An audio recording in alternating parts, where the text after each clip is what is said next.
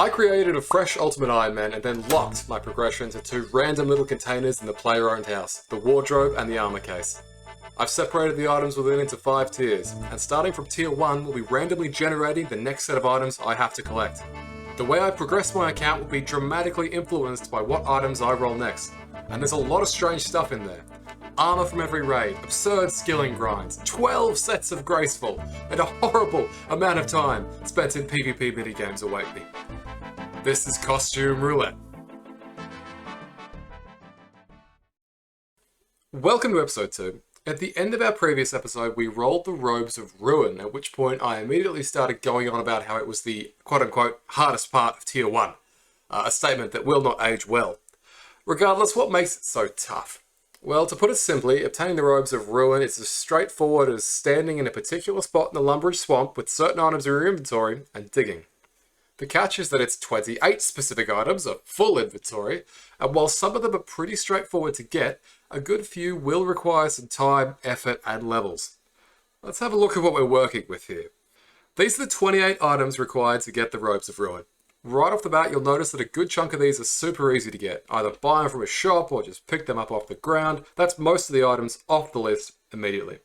But then we've got a bit of skilling to do. 31 crafting for the Emerald Amulet and the Leather Cowl, 33 magic for telekinetic grab and enchant emerald jewelry, and 10 cooking for the pie, which completely invalidates what I said last episode about cooking being locked off until I get a quest that requires big trumpy bird hunting.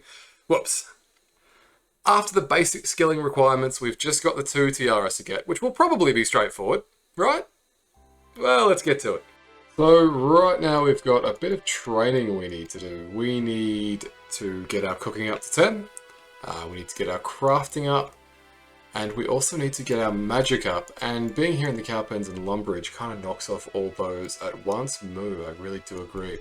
Obviously, the cows drop food. I can't be fishing for food because I haven't unlocked fishing. So I need cookable food from monster drops to actually train cooking. I need cowhide to get my crafting up to at least level 10 so I can go and spin flax. And being here means I can claim more runes. Oh, thank you. From the mage lady, because otherwise it's going to be very expensive to get my magic to level 27, 31, whatever it is, in order to enchant the defense amulet. While this is, technically the longest grind in tier 1, it's not actually going to take very long at all, I don't think. It's just once we get all the requirements together, it's going to take a few minutes to wander around the map, wander around free-to-play, pick up all the various items we need, because we do need a full 28 specific things, and then we'll be good to go.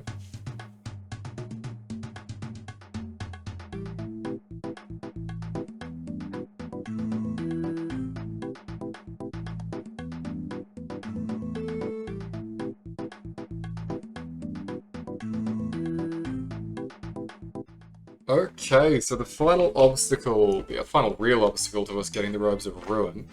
Now that we've gotten the crafting and the cooking and so on, we're currently leveling the magic. That shouldn't take too long.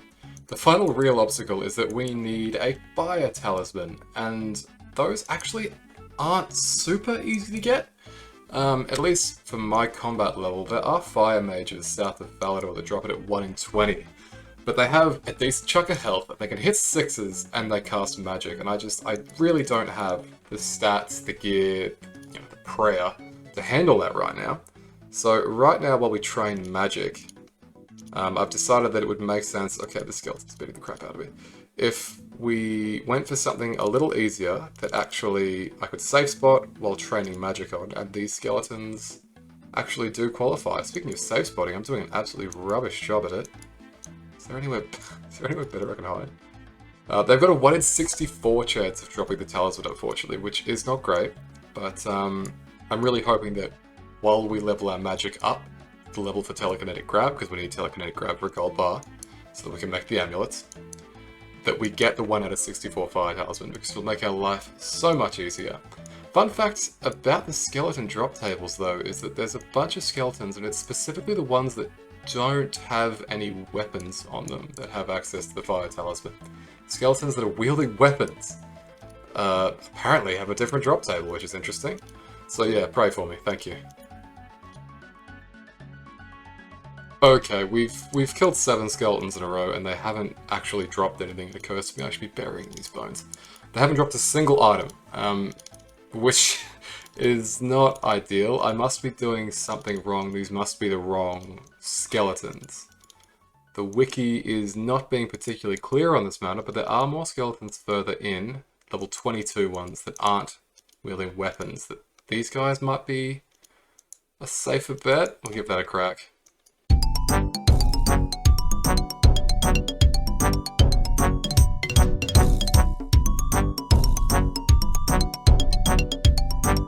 Drop an item. Nothing. What? This isn't good. This isn't good. Okay, again, nothing from these guys either. This is bad. It seems like the skeletons of the Edgeville dungeons don't drop anything at all. Okay, this isn't working. I keep killing them, keep getting nothing. The wiki is vague at best. I'm confused, to be honest with you. This could complicate things. Right, so planned skeleton was quite a disaster, but I've come up with a backup. I know those fire wizards are hard to kill. They've got 25 health, they can max to 6. I've only got 16 health. I can also hit like an 8, so I can out-damage them, but, you know, there's a real chance that 1 or 2 kills is all I can take. With that in mind, a 1 in 20 drop rate of the Fire Talisman, you know, that's pretty high. It wouldn't take too many kills unless I got painfully unlucky for me to be able to actually beat them. Now, I can't use melee because they cast weaken, and that's just like, that's not going to work out. But I'm thinking that 2 possibilities here. I can range trap them behind something where I can then far cast with defensive casting, which, you know, that's less experience, which is annoying, but it's an option. Or I could just death rush them over and over again. I will just fight them till I die, and then just come back, pick all my stuff back up, and then just keep going. So here they are. Where's the fireboy? There he is. Okay. So step 1 is getting him stuck behind something that we can actually hit over. Let's go over like here. Okay, so he can't hit me from there. What about from here? Can I hit him from there? Oh, and I can't. Oh, no, I take it back. Plan B then. Okay, so we can drag him outside of his attack range to limit the amount of damage he can do to us. Here we go. Here's a technique. Here's a bloody technique. Okay. I'm cooking something here. So we run back here. But he doesn't fight back for a bit. Here we go. Alright, I'm so smart, man. This is crazy. Alright, check this out. I think I've figured something out. I think I popped off here. So we hit him. Then we run behind this tree. Now we wait for him to come to us. Then run behind here. Start hitting him. That's 1 square. There we go. 1 more square. Here we go. Now this is outside his aggression range. He gets stuck and just starts wandering around for a while. We get a bunch of free uptime on him. Look at this. I'm just spamming him with spells and he's not fighting back. Now, when we get too far out, we have to run back behind the tree. So he'll eventually reset into his old aggro range. This is obviously a little silly, but it is massively reducing the damage we're taking. Oh, there it is! Oh, yes! Oh my god! That was what? 3 kills? Oh, I'm so happy. I'm so happy. That could have been a complete nightmare. Whew. Hell yes. Fire Talisman. Hey, would you look at that? I was just here killing some Zamorak warriors for money so that I could actually make back the money I spent on runes, and I actually got the rune scimitar. How nice is that? I thought I was going to have to main this rune dagger. That's actually pretty huge. I'm going to be hanging on to that for quite a while. Very nice. Very nice. But we've still got more magic training to do. But now we won't go broke. You'll love to see it.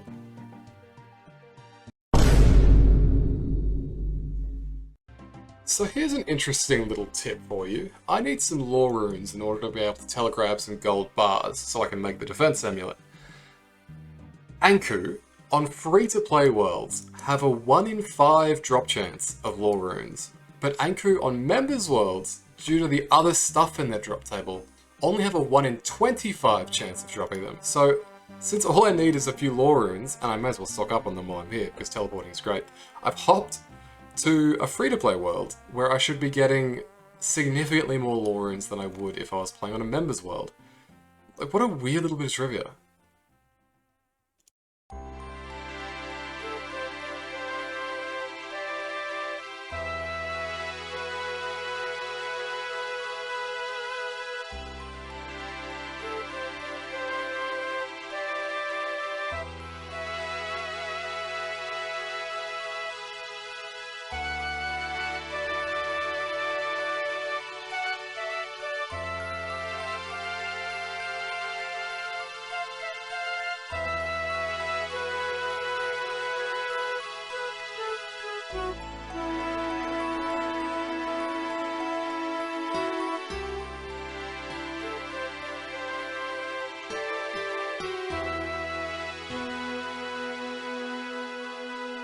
Okay, we are finally here.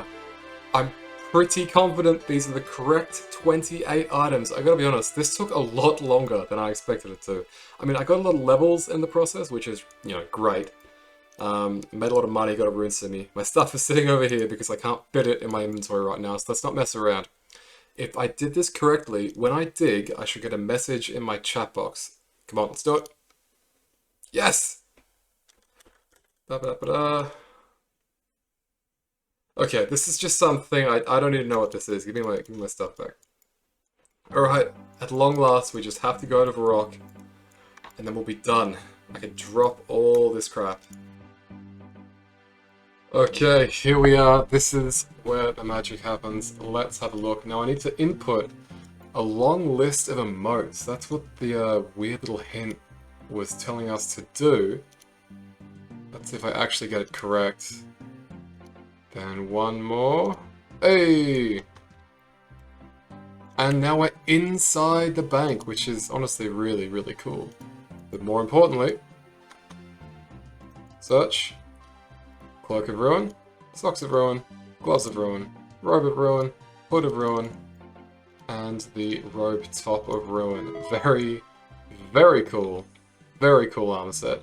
Very pleased. And also, while I'm here, there is one more thing we can grab for free that's not actually related to the armor stash, but this little bad boy. Money bag. Hell yeah.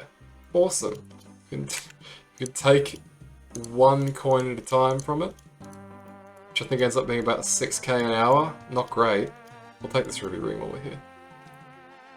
Oh, one more thing I just remembered is that these ruby rings actually sell at the store for about the same price as the steel plate bodies, and they are far, far easier for me to get to, because now, to get back in here, all I have to do is repeat that sequence of emotes. So this is a consistent little moneymaker for me that doesn't require all the messing about the steel plate bodies do, and gives probably about the same amount of gold per run while being much, much faster. So, huge win, plus we got the money back. You love it. Okay, and so ends another set of items. Really like the look of these ones. It's a real shame I can't keep the money bag. Doesn't fit in here, I'm afraid. Crack that in there. There it is, Robes of Ruin. Unfortunately, can't store the infinite money bag. Shame, but that's the hardest part of Tier 1 done. I gotta say, that took a while. That took pretty much all day. I've been working on this pretty much all day. None of the other Tier 1 stuff will take even remotely this long, so I'm ready to get going and crack on to the next one. Right, and here we are. Robes of Ruin are completed. Now, 35%. We're well over a third of the way through Tier 1. I'm ready to hit that button once more, and let's see what we get. Desert Camouflage Gear. I was wondering when I'd get one of the camo sets. The Hunter Camouflage Gear refers to 4 sets of very low-level hunter armor that can be obtained by hunting different regional kebits and bringing their furs to the fancy clothes store in Varrock. For a very long time, these sets of gear had absolutely no actual effect in game. Despite the description reading, this should make me harder to spot in hunter areas. The implication is that it'll help with your catch rate or something like that, but it's been confirmed that they have never done this. However, earlier this year, Jagex finally decided to give a use to these nearly 20-year-old sets of armour, and gave both the top and the bottom of each set a negative 3 kilo weight. This makes them one of my only sources of weight reduction gear until I eventually start to unlock Graceful. But to get them, we're going to have to go and do some hunter training for the first time on this account. Okay, we find ourselves at the good old southern tip of Feldip, doing the only thing I could think of to level my hunter from literally level 1, which is catching birds.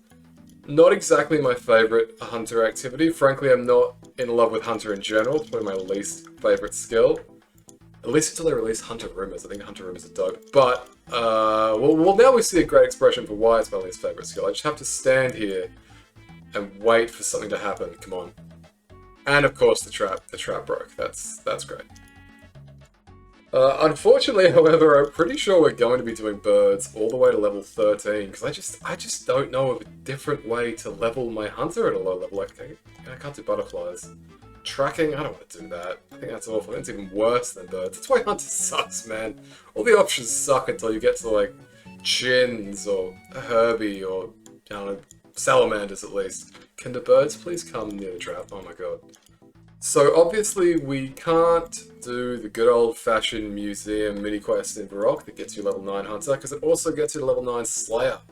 And we do have some tasks later on down the line that require slayer levels.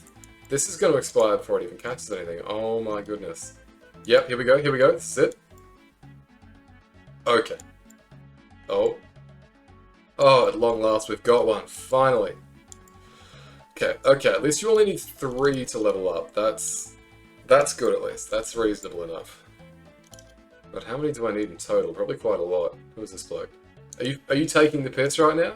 You serious? What are the odds this guy's a bot? Because why else would you willingly subject yourself to this, right? This is inconspicuous as fuck for a bot. Maybe doing the Varrock Museum is like a little too obvious. Bro, he's stealing my birds. I don't think of anything that is more second monitor content than what I'm doing right now. I am just standing here. I'm gonna feel like a real idiot if there's like a really good level 1 hunter method somewhere else that I just don't know about. But I'm pretty sure there isn't, unless there's some kind of secret thing. Maybe I should try out Kevitz, I don't know. Nope, level 2, at long last, we're about to pop off. It all gets easier from here, I believe. Oh, there we go. That's the last one we need for 7 hunter. Now, that's not the level we need, but now we can trap fell-dipped weasels. And I gotta tell you, I do not like hunting birds. I need to get out of here. And the good news is that at level 7 we can hunt... Yeah, fell-dipped weasel, here they are. But I gotta find them. Is that them? Are you fell-dipped? No. I've never hunted this before in my life, so I don't know what they look like. But they're meant to be here somewhere. Can you tell me where they are? It's a bloke here. Leave me alone, you crazy killing person. Right. Anyway. What in the name of God is this? What is this? Cave? Can't reach that. What in the name of God am I looking at right now? That is the weirdest thing I've ever seen in my life. Okay, let's move on. Oh, hang on. Inspect Burrow, is this it? Oh, yep, okay, I think this is it. You search the bush but find nothing. You search the bush but find nothing. You search the bush but... Oh, hang on, is it this thing? What? What's going on? Alaric in the editing room here. I'm not going to subject you to any more clips of me absolutely struggling to do incredibly easy hunter content. Suffice to say, it took me an embarrassing number of minutes to connect the dots here and realise you have to check all the different bits of foliage near the end of the trail, not just endlessly search the same thing over and over again. I actually get kind of embarrassingly angry during this moment. It's not a great look. Hunter is a weakness of mine, okay? Let's move along. Look, I gotta be honest, I was having a bit of a whinge a minute ago, having a bit of a big bloody cry. I am getting the hang of this hunter method, and it's kinda cool. It's pretty decent. I know that Herbie Herbivore works kind of similarly, but not exactly the same, I don't think. Once you get the hang of like what exactly the plants you're looking to search are, and like when you can realistically expect to be able to go for the catch, like we're only 2 steps in, I'm not going to be able to catch it yet, I don't think. Like this won't be it. Yeah, right? Probably the next one if it's over here. Yeah, see this will be it. Once you get the hang of it a little bit more, bang. It becomes a bit better. Definitely better than the birds. We're not going back to the bloody birds. We'll get 13 hunter here. Okay, this should be the catch here. There we go, 13 hunter. Now we can catch Desert Devils, which has the fur that we need to complete our task. Let's do it. Right, here we are, Desert Hunter area. Inspect burrow. I'm wise to your tricks now, mate. Bloody hell, okay. Only need 4 of these furs and we can crack on with the next task once we speak to a bloke in Varrock. Where is the next part of the path? What the hell? There we go. Right, bloody hell, I think that this is the where the cabin will be. That was a long path though, my god, much longer than the ones in the jungle. There we are, first fur. There we go, 1400 as well, that's fun. Herd traps, we're not doing that anytime soon. So there's the 4 furs we needed, and now I need to get back to the rock without dying. I forgot to grab a new chronicle, which I am currently regretting quite significantly. Anyway, here we are at the Varrock costume guy. I believe you just click fur clothing, and Desert Devil, there it is. Money, and there we go, 1 and 2, bang, complete, brilliant. At long last, we finally have a piece of weight reduction clothing. Oh, that's actually so huge. Half the weight we're at before. Actually, if we drop this, might be even less. 2 kilos! Bloody beautiful, mate. Bloody beautiful. Big fan. Well, now that we finally got that out of the way, time to carry on. Okay, here we are again. Time to dump the desert camo in here. Honestly, I'm going to put this in here for the clip, and then I'm going to take it back out and put it back on, because it's incredible. I need weight reduction gear. Camouflage gear desert. There it is, baby. 4 out of 111. Now give me that shit back. Alright. Let's see what the roulette has in store for us next time. And that is the desert camouflage gear completed. Let's see what we get next. Costume roulette. Ha! Ornate armor. Another piece of Crack the Clue. Now, I believe, I pray, I also haven't done this one before, but I'm pretty confident from looking at the wiki that this is much more straightforward than the Robes of Ruin. Let's have a look. So, the Ornate Armor. It's certainly more straightforward than the Robes of Ruin in that you need less items to complete it. You only need 7 specific things for the Ornate Armor compared to the Robes 28. However, there is a problem here, a big problem. A problem I did not account for when I placed this into the easy tier, thinking it would take, about an hour or so to get. Here are the 7 items required for the Ornate Armor. Can you see the problem? Let me clarify. The humble plain pizza is currently gatekeeping us from progressing in our journey. As it stands, there are only 2 ways in the entire game to get a cooked plain pizza. Cook one, or buy one from the Warriors Guild. As we covered in episode 1, leveling up non-combat skills is restricted unless absolutely required for the task. That means that we cannot go down the cooking route. I need to go and take my feeble little costume man with his single-digit attack level and train him into a proper warrior. And as we all know, there's no better place to train your combat stats than...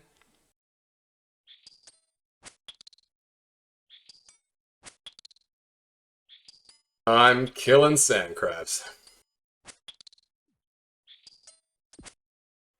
And that's where we'll cut it. Thanks for watching.